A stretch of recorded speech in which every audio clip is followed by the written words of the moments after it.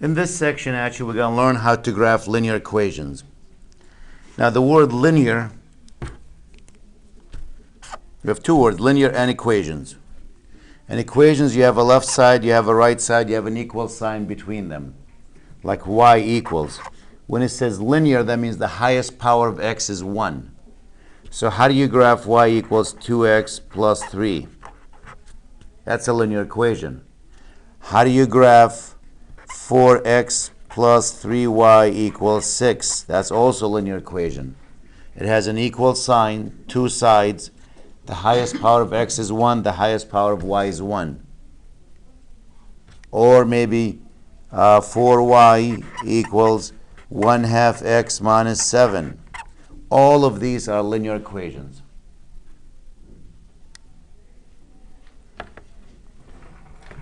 Now I'll take the first one. If I want to graph this one here, y equals 2x plus 3. One of the easiest way to graph an equation like this is by picking points. We have two variables. We have y on the left, which is the dependent variable. We get x, which is the independent. We call y dependent because the value of y depends on what we use for x. The good news about linear equations, when you graph them, it's always going to be a straight line. Always. So if you have a straight line, guess how many points you need to graph it? What's the minimum? 2. I might choose just 3 to be on the safe side to make sure they make a straight line. This way, if I make a mistake on one of the points, if they don't make a straight line, I know something is not right. So let me pick values for x, and you can use any number that you want to. Just be reasonable. Don't say, I'm going to use 2,433. You can, but then you need a paper the size of Texas. So use like small numbers, reasonable numbers like 0. It doesn't have to be always positive. It could be positive and negative.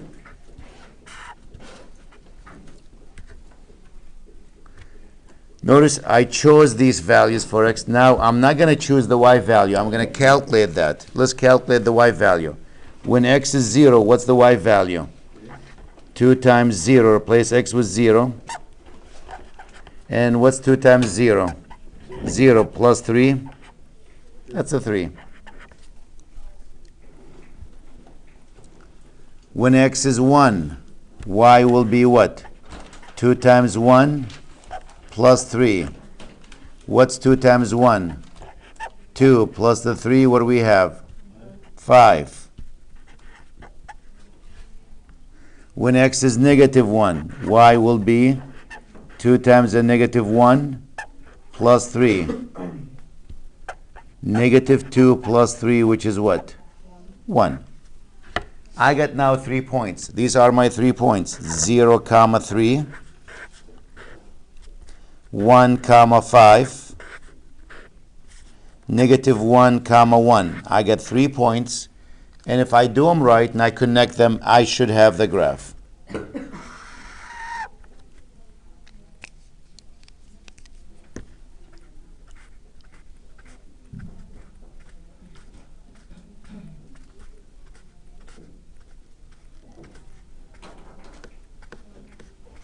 This is the x-axis, this is the y-axis. 0, comma 3, where's that point? Start from the origin, don't move in the x direction, go 3 up. Right here. 1, comma 5, start from the origin, go 1 to the right, because that's positive 1, and 5 up. 1, 2, 3, 4, 5. This one, start from the origin, x is negative 1, which means go to the left 1 and up 1.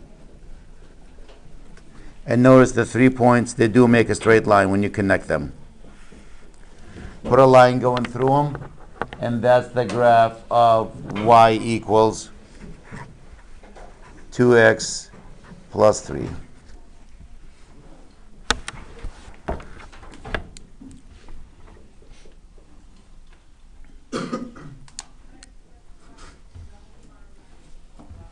This method is perfect when you have y equals.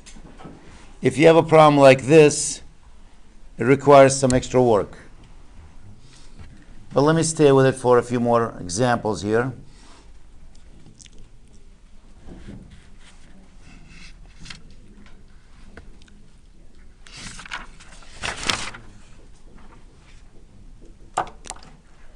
If I have this one, 4x plus y equals negative 5. Notice I don't have y equal to. If I had y equal to, pick the points. I have x and y in this on one side. Well, can I solve it for y? Yeah. How? Get rid of that 4x. Yep, how do you get rid of the 4x? Divide. Not divide. Inside. Change side, change sign, exactly.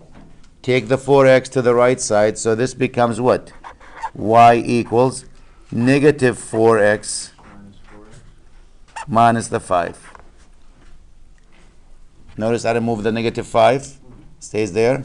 The 4x right now is a plus. When you take it to that side, it becomes a minus. Now I have y equals. Pick points. I'll pick 0, 1, 2, I don't know. Whatever numbers you want to use.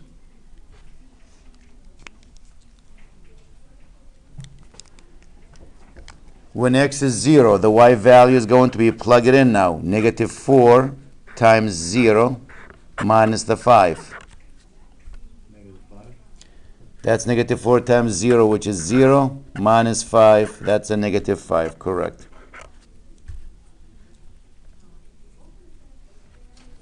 When x is 1, y equals what? Negative 4 times 1 minus 5. Negative 4 minus 5, which is negative 9. When x is 2, negative 4 times 2 minus the 5.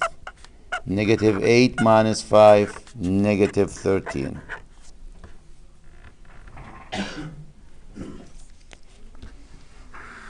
Since I have to go as high as 13,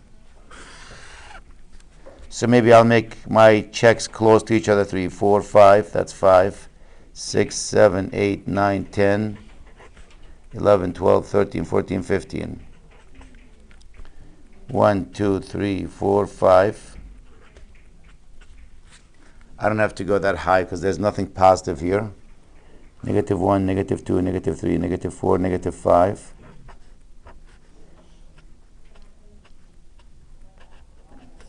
Negative 10. In the y direction, negative 1, negative 2, negative 3, negative 4, negative 5. That's negative 10.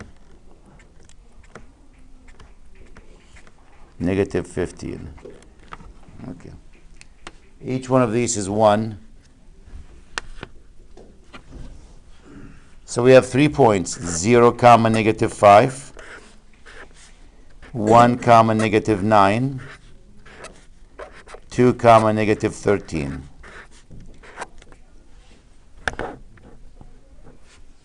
Zero and negative 5 is right here. 1 and negative 9, there's the 1, and negative 9 is down here. And 2 and negative 13.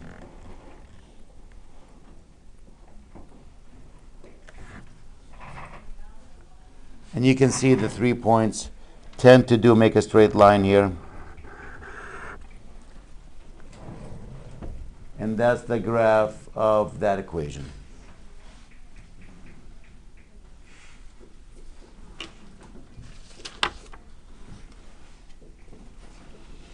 The opposite for solving for x? Well, if you tend to solve for x, which you can, the question was, is it the opposite if you're solving for x? Not really, but there's what's going to happen if you're trying to solve it for x. Let me show you a couple of the problems with this. I'll wait till you finish writing this. Nothing wrong with it, it just makes the problem. In this case, it does make the problem a little bit more complicated.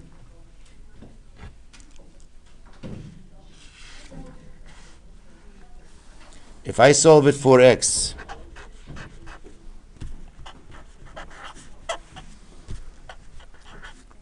that means I need to move the y to the right side.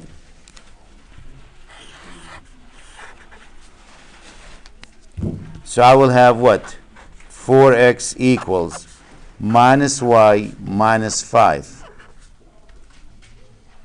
And to solve it for x, I'm going to do what? Divide by what? By 4.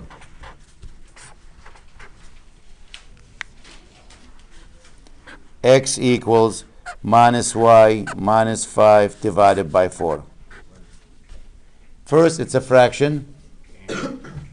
And now when you do that, x versus y, you're going to choose y values for y. I want to make sure I choose numbers where I'm not going to have fractions, because when you go to graph them, you don't have fractions on the machine. So what about if I use y equals 3? Let's see why I chose 3. Let's find the x value. Negative 3 minus 5 over what? 4. What's minus 3 minus 5? Negative 8 over 4, which is what? Negative 2. So I'm choosing the value for y. I'm choosing numbers where this is going to be a whole number. So what else can I use? Maybe 7?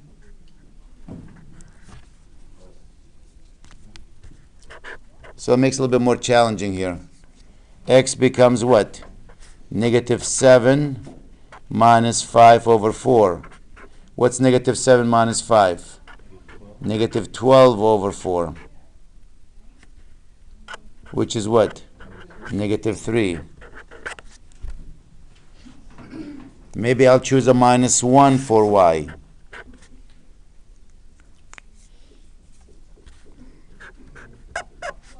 What's minus a negative 1?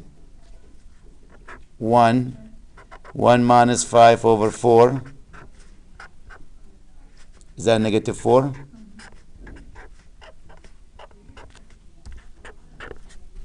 Now you get your points.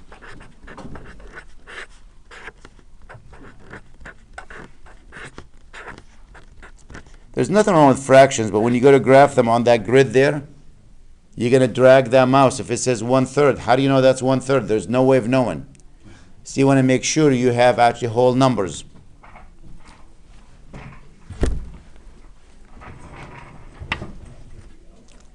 So now we're going to graph it.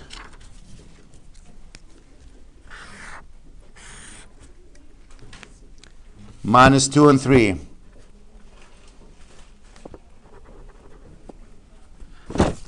Minus 3 and 7.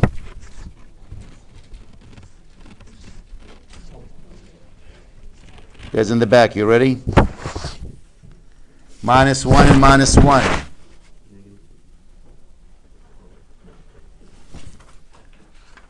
So that's what we have.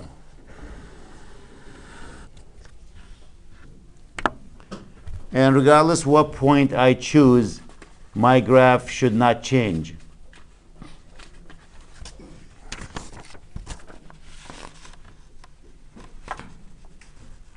So the other numbers dictate where it's going? Which numbers? None of the numbers will dictate. The graph is not going to change regardless what I use for numbers.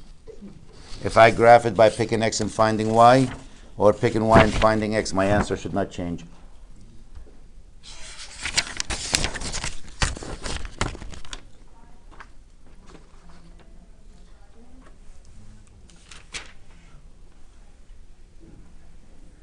Now, what about if you have x and y and it's really ugly and I don't want to graph it this way? Well, or some people said, even if it's straightforward, like the first one we did, y equals 2x plus 3. I don't want to graph it by picking points. And you don't have to. When you look at that equation, I know two things already. This format that you see the equation written in has a name. When you have an equation looking like this called mx plus b, that's called what? The slope-intercept form.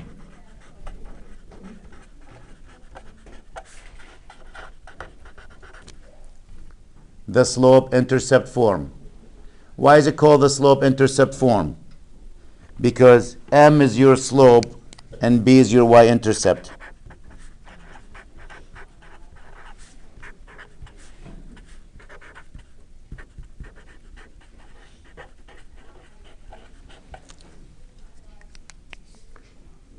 I can graph it. By knowing these two things, I can graph it. So here's the equation. Y equals 2x plus 3. What is my slope? 2. And what's my y-intercept? 3. Very good.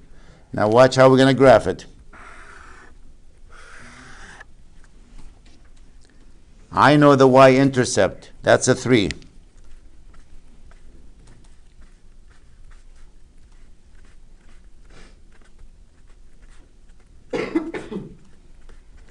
The y-intercept is 3. That's this point. That's your y-intercept. So I just graphed that one. Where does the function intercept the y-axis? At 3. That's 1 point. What about the slope? How is that going to help me? The slope is 2, which is 2 over what? 1. What's the definition of slope? The rise over what? The run. Or change in y over change in x from last class. This one says change x by 1 unit, by 1, positive 1. And change y by what? Plus 2. So let's start from this point. Let's change x by plus 1 unit. That puts it here. Then when you get there, change the y value by how many units? 2. That means up 2. That's your second point. Connect the 2 points. And that's your graph. No picking points. We increase x by 1 because x is positive here. 2 over 1. 1 is positive and y is positive. You increase x by 1, then you increase y by 2. You go 1 to the right and 2 up. If it was a negative slope, negative 2 for example, you go 1 to the right and 2 down. Decrease. Let me try another one. It's only with that format? Yep, it has to be in that format. If it's not in that format, that number is not the slope. So to go back to the one we had early, let me take a different one. 4x plus 3y equals 6.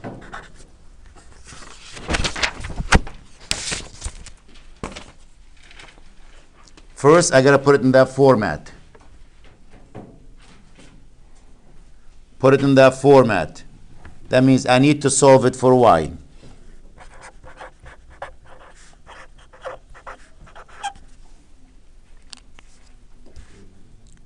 How do we solve it for y? Before you divide by 3, you want to isolate the term that has y in it. That's the only one. So I need to take that 4x to that side. Yes, change side, change sign.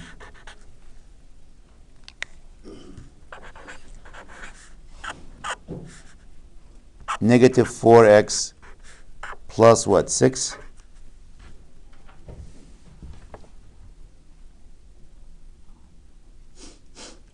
Now I need to solve it for y. Divide both sides by 3. Good. Divide every term by 3. It's both sides, but we'll do it this way. Every one by 3.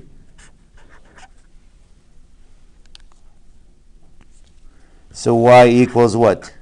Negative 4 over 3x plus what? 6 over 3. Which is 2. 2. 6 over 3, when you simplify it, that's a 2. Do I know my slope now? What's the slope? -4/3. Negative 4 over 3. And what's the y-intercept? 2. 2. So now let's graph it.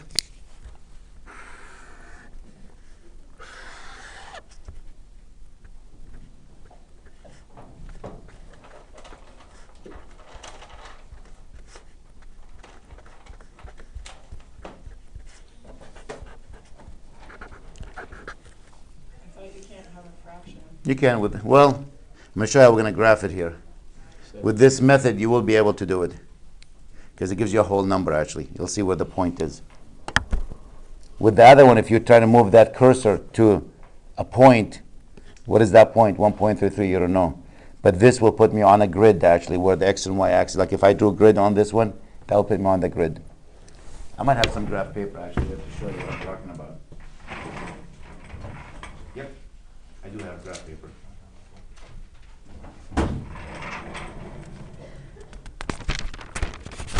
So here we go. I'm going to use a grid here just to show you. Can you see it?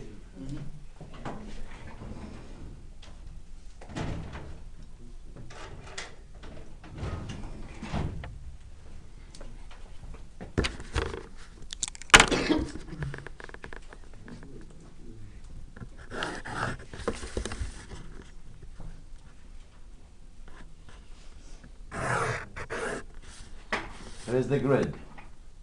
What's the first point? The y-intercept, which is where? At 2. That took care of that point.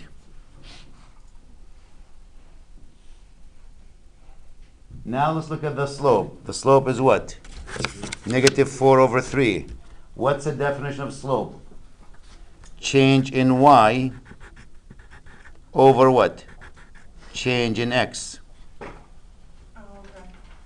Let me start from this point. Change x by what? 3 units. Go to the right 3.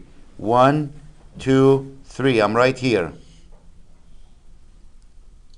And change y by how many units? Negative 4, which means 4 down, right? 1, 2, 3, 4 is going to put me at that point. And when you connect the 2 points,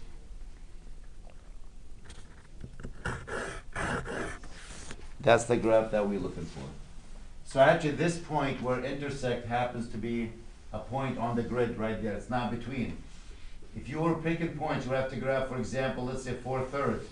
You go 4/3, 1 and 1/3. This is the 1, this is the 2. Where's 1 and 1/3? Is it here? Is it here? So you're not sure where that point is. But once it lands on that intersection there, you know what the coordinates of that point is. That's a very popular way, by the way, of graphing a function. A lot of people like this method, the slope and the y-intercept, instead of picking points too. I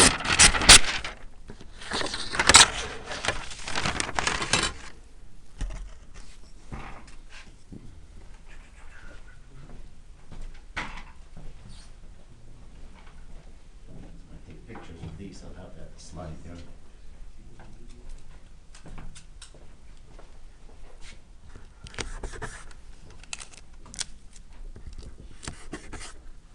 Okay.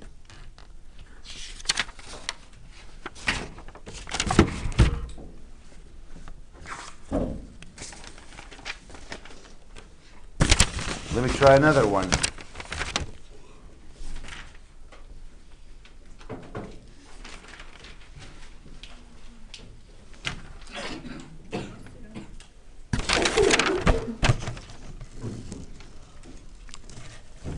So we showed you how to graph by picking points.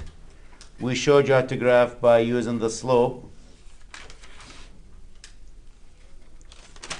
and the y-intercept. And what about if you have a problem like this?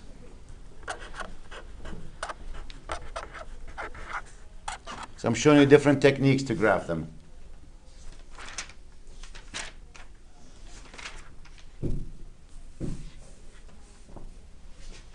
I can still solve it for y. I can take this and move the 2x to the right side.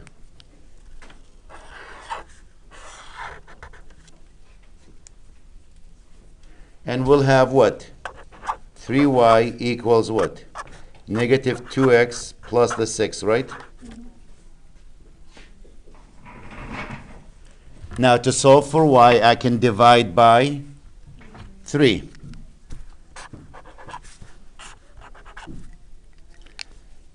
So I have y equals negative 2/3 x plus what's 6 divided by 3? 2. I can do this by picking points. If I decide to do this by picking points for x and find the y value, I can. When you have a fraction like this, a smart way of doing it, if you don't want to deal with fractions, pick multiples of that number. Multiples of 3. What's 3 times 1? 3. What's 3 times 2? What's 3 times 3? So use multiples of 3. This way you can avoid fractions.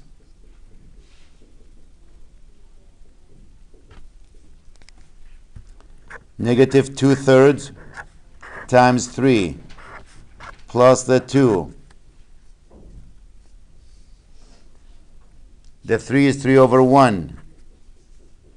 So when you multiply, these 3's will cancel each other. You end up with 1 and 1 here. Negative 2 times 1 is negative 2 plus the 2, which is 0.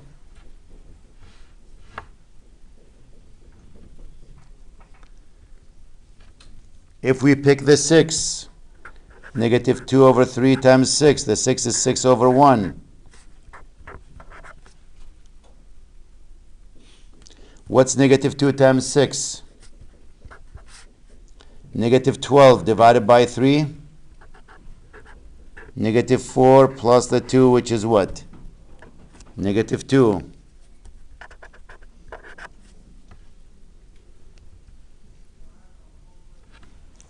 If I do the 9,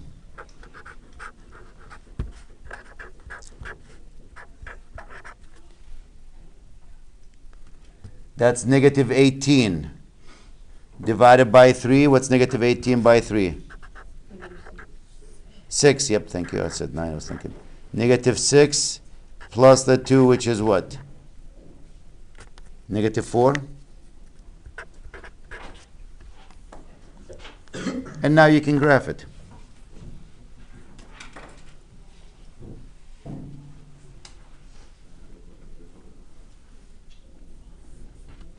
There's my graph paper. Let me see.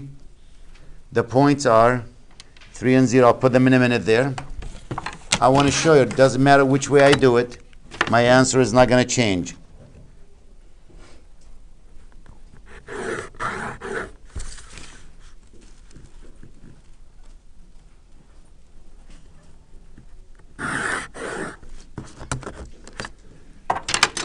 Let's look at the first point, 3 and 0. X is 3, y is 0. Can you see the dots on the screen?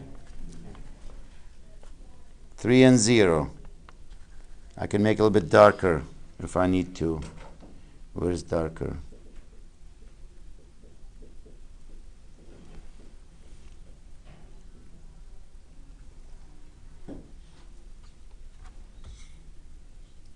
Maybe not. The next point is what? 6 and negative 2. X is 6. That's 1, 2, 3, 4, 5, 6, and negative 2. Right here.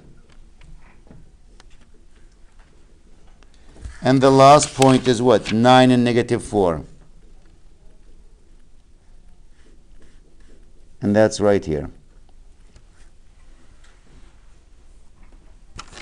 Connect the 3 points.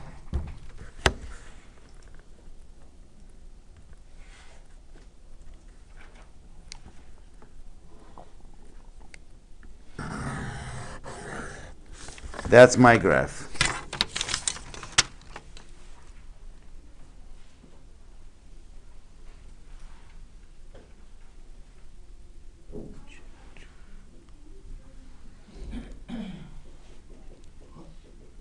Or maybe I can make it darker, see the grid.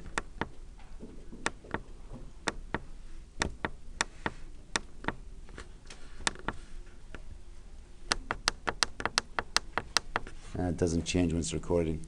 Okay. So that's the graph of this equation. That's one way of doing it by picking points. Or once I get to this point, I can use the other method. What's the other method? What is the y-intercept? 2, and what's the slope? Negative 2/3, which is change in y over change in x. So let's do it that way and see if it's the same graph. I'll stay on the same sheet of paper. The y-intercept is what? 2? That's this point. And the slope is what? Negative 2/3, which means go 3 to the right and 2 down. Notice 3 to the right and 2 down. From the green dot, that's this dot, 3 to the right, 1, 2, 3, and 2 down. It's going to put me on the same point, isn't it? Mm-hmm. You end up with the same graph. So even if I did it the other way, it's the same graph. There's a third, when you have a problem like this, there's a third way of doing it. Instead of solving for y and x, that's a lot of algebra here. There's even a third option for them. And that's what the last thing I'm going to show you today. This is still the same section. I'm showing you different ways to graph it. So we can use whichever. You can use anyone. Usually when I see x and y on the same side, I use the method I'm going to show you right now. That's what I do. It's called find the x-intercept and find the y-intercept.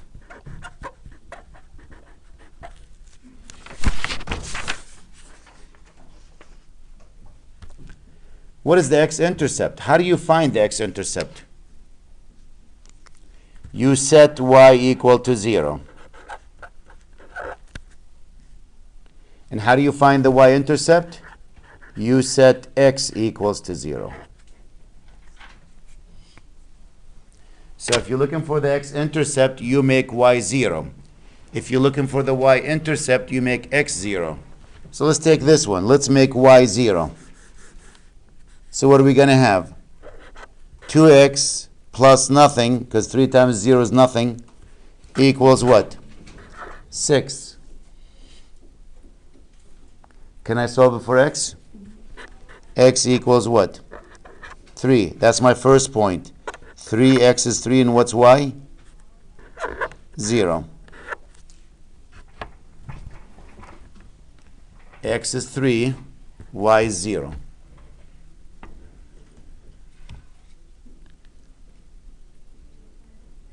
The second one, the y-intercept.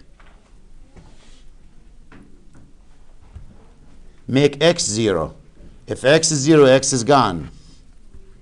3y equals to 6. What's y equal to? 2. The point, what's x here and what's y?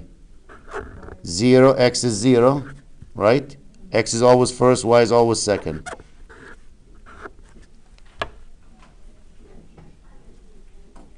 That's it. Let me graph it, see if it's the same graph.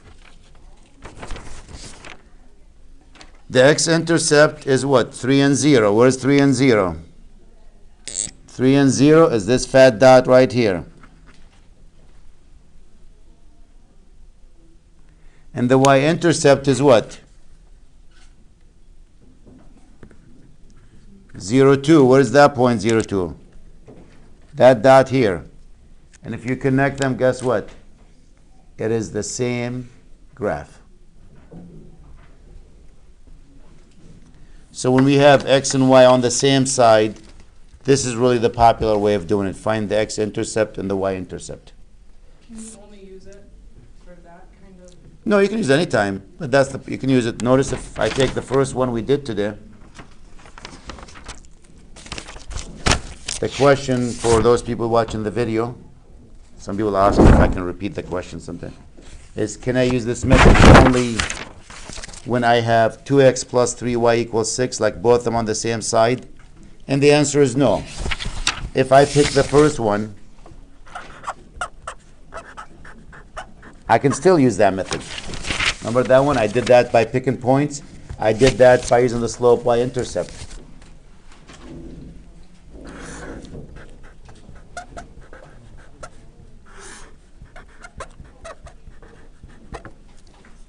The x-intercept, you make y equal to 0.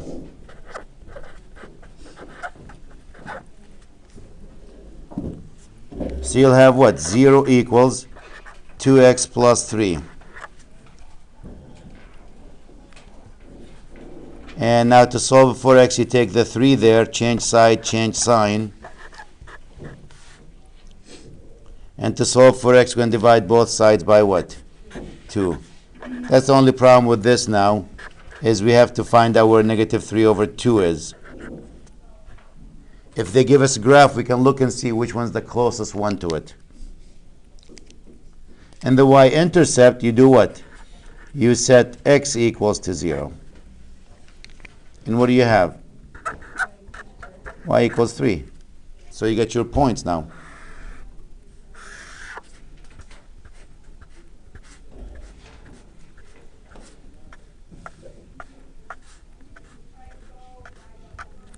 The x-intercept at negative 1.5, somewhere here. I'm not sure exactly where, but somewhere here. That's 1.5, 3 over 2. The y-intercept is 3. And that's the graph. So I'll look at my graph, see which one's the closest one to that picture. So you can use this method all the time too. Find the x-intercept and the y-intercept.